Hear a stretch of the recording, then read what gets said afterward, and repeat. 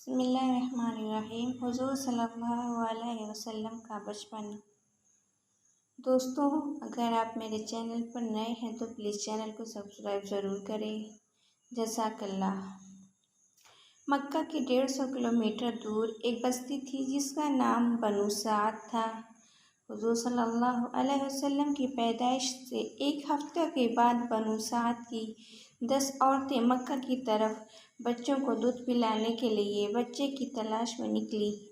اس زمانے میں دودھ پلانے والی عورتیں دودھ پیتے بچوں کو اپنے گھر لے کر جاتی دودھ پلانے کے لیے، اور جب بچہ بڑا ہو جاتا تو ان کے ماں باپ کو واپس کر دیتی۔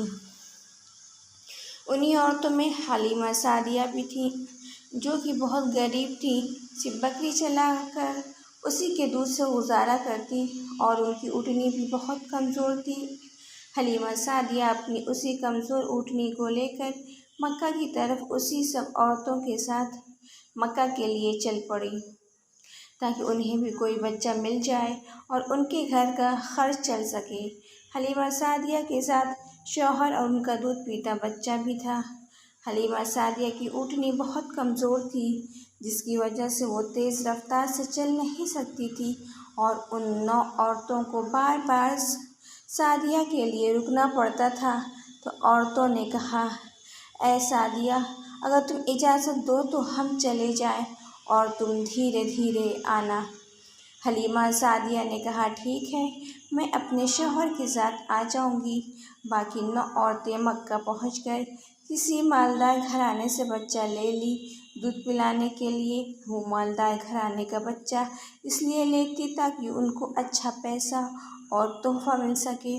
وہ 9 عورتیں پہلے حضور صلی اللہ علیہ وسلم کے گھر جاتی، لیکن جب ان کو معلوم ہوتا تو یہ بچہ یتیم ہے تو لینے سے انکار کر دیتی، یہ سوچ کر کہ یہ یتیم ہے تو ہمیں کہاں سے کچھ ملے گا، ہم اتنی دور سے اس لیے تھوڑی آئے ہیں۔ جب ساری عورتیں حضور صلی اللہ علیہ وسلم کو لینے سے انکار کر دی تو حضرت آمنہ کو بہت تکلیف ہوئی، اور وہ حضور صلی اللہ علیہ وسلم کو دیکھ کر روتی رہتی اور دل ہی دل میں کہتی رہتی، اے کاش آج میرے بچے کا باپ زندہ ہوتا تو آج یہ دن نہیں دیکھنا ہوتا۔ حلیمہ سعدیہ جب مکہ پہنچی تو عورتوں نے سبھی مالدار گھر کے بچے کو گود لے لیا تھا، کوئی بچہ انہیں نہیں ملا، تو انہوں نے حضرت آمنہ کا دروازہ کھٹکھٹایا تو پوچھنے پر بتایا کہ میں دودھ پلانے والی ہوں، بچہ چاہیے۔ تو حضرت آمنہ نے سوچا کہ جب اس عورت کو بھی معلوم ہوگا تو یہ یتیم ہے تو لینے سے انکار کر دے گی۔ پھر بھی حضرت آمنہ نے حلیمہ سعدیہ کو گھر کے اندر اور کیا، بچہ دینے کو تیار ہو گئی، اور جب سعدیہ کو معلوم ہوا تو وہ بھی انکار کر دی۔ جا کر اپنے شوہر سے بتائی۔ شوہر نے کہا، کل صبح میں اپنے گھر کے لیے نکلنا ہے، ہمیں ابھی تک کوئی بچہ نہیں ملا ہے، خالی ہاتھ واپس جانے سے اچھا ہے اسی بچے کو لے لیتے ہیں، یتیم بچے کو لیں گے تو کم سے کم اللہ تعالی ہمیں ثواب تو دے گا۔ جب حلیمہ سعدیہ حضور صلی اللہ علیہ وسلم کو لینے کے لیے آئی تو حضرت آمنہ نے حضور صلی اللہ علیہ وسلم کے اوپر سے کپڑا ہٹایا، جو کہ اس وقت کپڑے سے ڈھکے تھے۔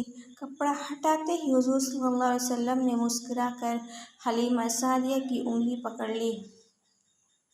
حلیمہ سعدیہ کا دل دھک سے کر دیا، کیونکہ سعدیہ نے اتنا خوبصورت بچہ اور اتنی پیاری مسکراہٹ آج سے پہلے کبھی نہیں دیکھی تھی۔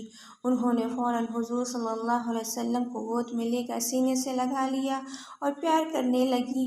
حلیمہ سعدیہ نے حضور صلی اللہ علیہ وسلم کو لے لیا اور اپنے شوہر کے پاس پہنچی۔ وقت تھا رات کا، بھوک بہت زیادہ لگی ہوئی تھی، وہ چھوٹا بچہ بھوک سے رو رہا تھا۔ حلیمہ سعدیہ نے حضور صلی اللہ علیہ وسلم کے بارے میں سوچا کہ اس چھوٹے بچے کو سینے سے لگا کر دیکھوں، شاید کچھ دودھ نکل جائے۔ حلیمہ سعدیہ نے جیسے ہی حضور صلی اللہ علیہ وسلم کو سینے سے لگایا تو دیکھتے ہی دیکھتے ان کا سینہ دودھ سے بھر گیا۔ حضور صلی اللہ علیہ وسلم نے پیٹ بھر دودھ پیا اور دوسرے بچے نے بھی خوب دودھ پیا۔ حلیمہ سعدیہ اور ان کے شوہر یہ دیکھ کر حیران تھے کہ آخر یہ سب کیا ہو رہا ہے۔ حلیمہ سعدیہ نے اپنے شوہر سے کہا، یہ برتن لو اور جاؤ اپنی اونٹنی کے تھن سے دودھ لے کر آؤ، شاید کچھ دودھ نکل جائے اور ہم بھی کچھ پی لیں۔